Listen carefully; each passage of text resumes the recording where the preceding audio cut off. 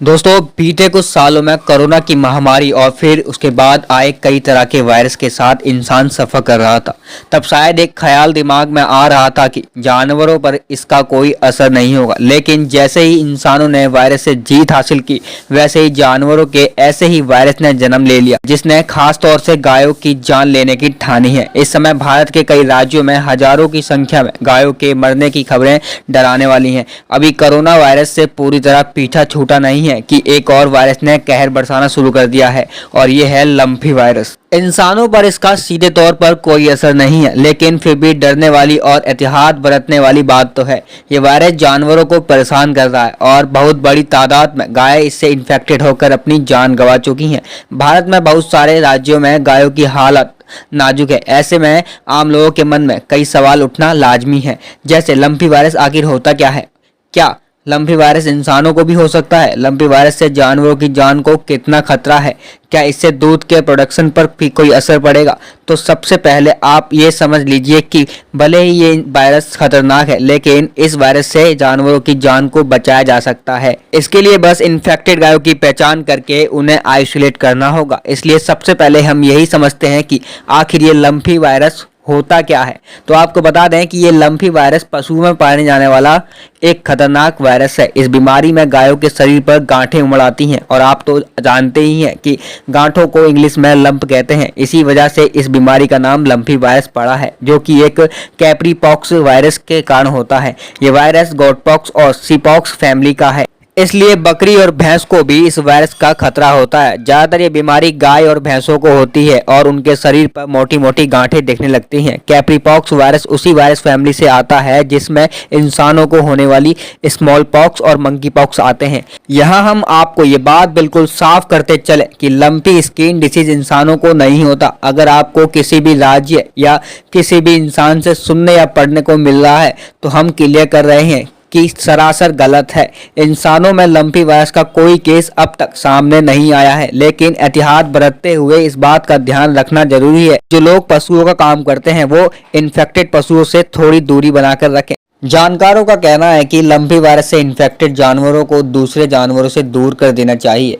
Union animal husbandry minister Sanjeev Balyan ने कुछ दिन पहले ही कहा था कि देश के करीब 13 राज्य इन्फेक्टेड हैं, जिसमें 10 लाख से ज़्यादा जानवर प्रभावित हैं, जिनमें से करीब 75,000 से ज़्यादा की जान जा चुकी है।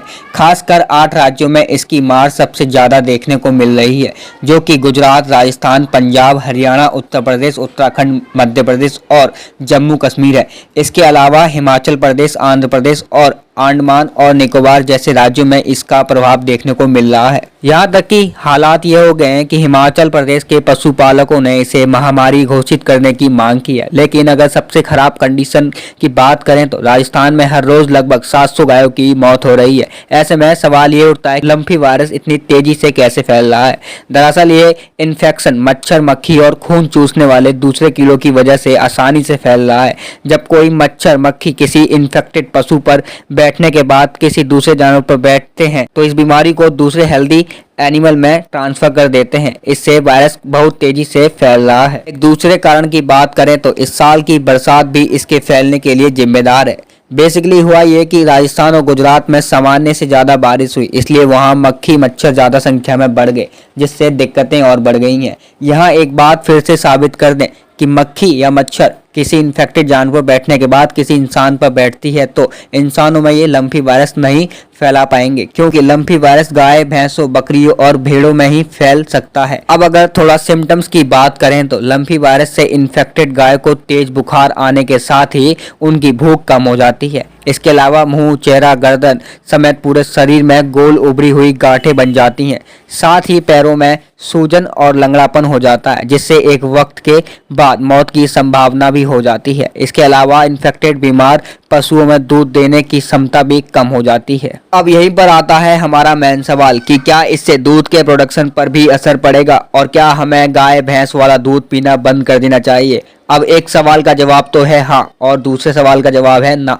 दूध के प्रोडक्शन पर इसका असर जरूर पड़ेगा, लेकिन आपको दूध पीना इसलिए बंद करने की कोई ज़रूरत नहीं है कि उसमें इन्फेक्शन हो जाएगा। और जैसा कि हमने आपको पहले ही बताया था कि इंसानों में अब तक लंपी वायरस का कोई केस नहीं पाया गया है। कुछ जगह से ऐसी खबरें हैं कि लोगों ने दूध खरीदना बंद कर दिया है, ये सोचकर कि कहीं वो लंपी वायरस का शिकार ना हो जाएं। आप दूध की खपत सिर्फ इसलिए जरूर कम कर सकते हैं क्योंकि एक बड़ी मात्रा में गाय और भैंसों की मरने की संख्या हो चुकी है, जिसके बाद दूध के उत्पादन पर काफ़ी असर पड़ा है और इसकी वजह से काफ़ी लोगों तक दूध की सप्लाई कम हो गई है। एनिमल एक्सपर्ट का कहना है कि दूध को उबालकर पीने में इंसानों पर इस वायरस का कोई खतरा नहीं है, लेकिन आपको बता दें कि गाय के बछड़े को खतरा जरूर है क्योंकि वो सीधा थन से कच्चा दूध पीता है। ऐसे में गाय के बछड़ों को इन्फेक्टेड गायों से दूर रखने में ही भलाई है और इसी बात के चलते लाखों गाय इस समय आइसोलेट हैं और इससे भारत की डेयरी इंडस्ट्री भी काफ़ी प्रभावित है। जैसा कि आपको बताया कि गायों में वायरस तेज़ी से फैल रहा है,